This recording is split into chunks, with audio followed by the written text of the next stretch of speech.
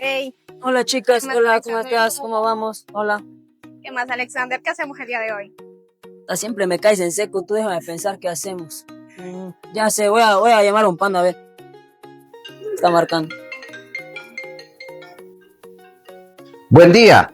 Aló, alcalde, ¿cómo está? ¿Qué más, mi hermano? Qué gusto saludarte. Cuéntame, ¿cómo así me llamas? Mira, alcalde, me encuentro acá en Patuca, queremos ver si salimos. Recomiéndanos algún sector turístico. Un sector turístico. Te tengo una excelente opción. Las cascadas de Namancusa en Puchimi. Tú solo pon la presencia, nosotros nos encargamos del resto, hermano. ¿En serio? De una, vamos. Listo, ya le pasamos ahí a esperar. Vamos, dice que ya viene ahorita. Vamos. Queridos jóvenes, ¿qué les parece el lugar donde hemos venido?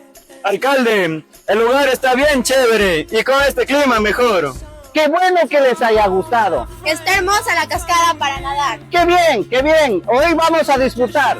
Y alcalde, ¿qué vamos a comer? No te preocupes, mi querido compañero. Aquí hemos traído la parrilla, el carbón, la mejor carne de nuestro cantón y hasta pescado para hacer a la parrilla.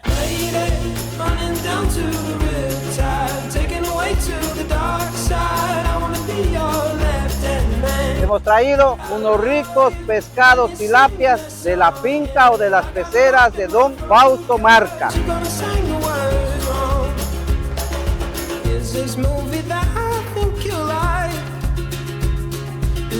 Bueno, ya se va acercando la chuletita asada. Antes le pusimos el pescado envuelto en hoja de plátano. Ahora le vamos a poner un pescado directo a la parrilla. ¿Cómo nos ha quedado el asado? Aquí le ponemos un ají para el que le gusta ají. Y nuestro compañero le va a poner chimichurri. Muy bien, qué rico. Pero esto no puede dejar de acompañarse con una rica papa china con queso de Puchimi, porque hacemos con corazón para nuestro cantón.